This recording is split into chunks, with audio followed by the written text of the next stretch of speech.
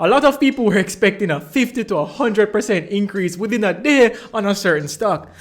One-on-one. And while it has the potential to do so, it's not possible. This is because of a tool that the JSE uses that's called the circuit breaker. I never knew not doing electrical in high school will come back and bite me in the form of the stock market. Welcome, future millionaires. My name is Demetress Fairman. Welcome back to the channel. In the electrical sense, a circuit breaker switches off electrical circuits if they detect abnormal conditions and overload are just faulty conditions. I spent 4 years paying for an engineering degree and still had to Google that.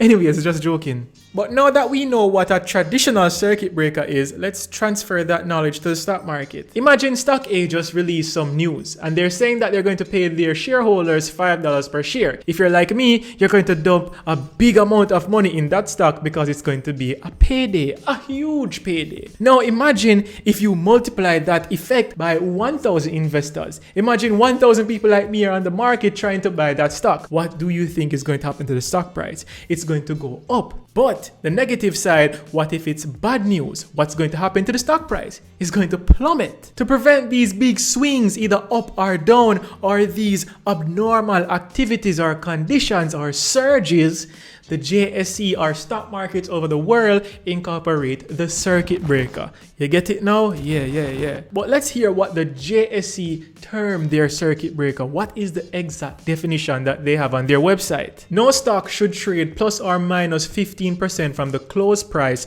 or the effective close price at the opening of the market. The effective close price is determined whenever the closing bid is greater than the close price or whatever the closing ask is less than the close price. Use the closing bid as the effective close price if the value is greater than the close price, or use the closing ask as the effective close price if the value is less than the close price. To me, this just sounds like some nursery rhymes. Imagine you're saying Sally sells seashells at the seashore.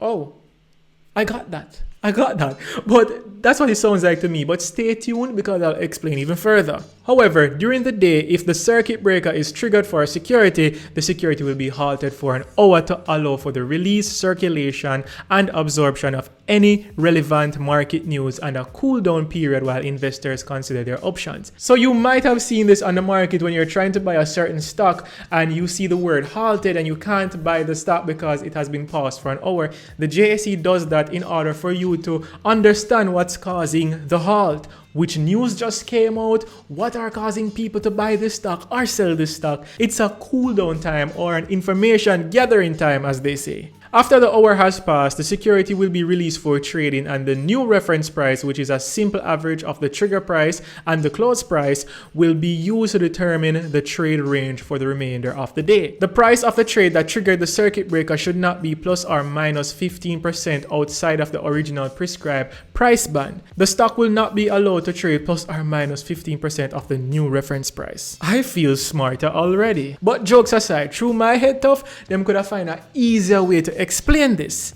Let's bring on Shanice, the top striker. So Shanice Williams, otherwise known as Shan Top Striker on Twitter, she broke down the circuit breaker and gave examples. So I'm going to use her post and hopefully it will help you understand the circuit breaker the same way it helped me to. So this is what she says in her first thread. There is an initial trading limit of plus minus 30% of the reference price. However, the breaker is triggered once a price plus or minus 15% or greater makes a trade. The trigger price can fall anywhere in the 15 to 30% range. And she shows us this in her illustration. The second thread states, the stock will then be halted for 1 hour and a new reference price will be calculated using the average of the first reference price and the price that triggered the breaker. After the new reference price is set, there is a new limit, a new trading limit of plus minus 15% of that price. Any order that you try to place outside of the trading limits will show a referred status and it will not be entered into the queue until it falls within the limit. So time for the example. She shows us how to do this by using SPURTREE for her example. Let's say that SPURTREE's reference price at the closing day was $2.32. Tomorrow, the circuit breaker will be triggered anywhere between $2.67, which is plus 15%,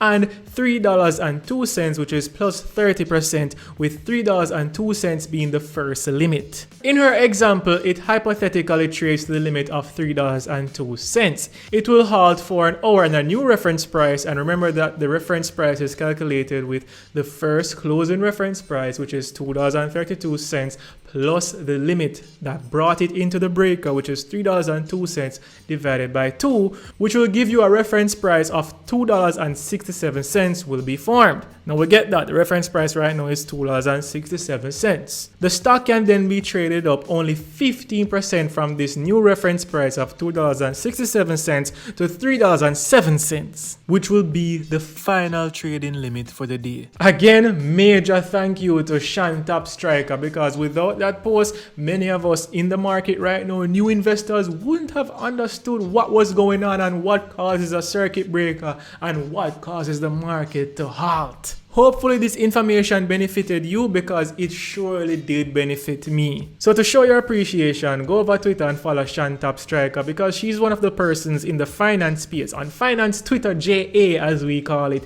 She's making moves, she's helping people, she's just one of those persons spearheading this whole movement. So show the appreciation by following her. As always, thank you for sharing and subscribing to my channel. But if you really want to be a part of the Future Millionaires Club, if you don't want to miss out on the information as soon as it drops, then ring that notification bell. By ringing the bell, you'll be first to know whenever I release these millionaire gems. Until next time, happy investing.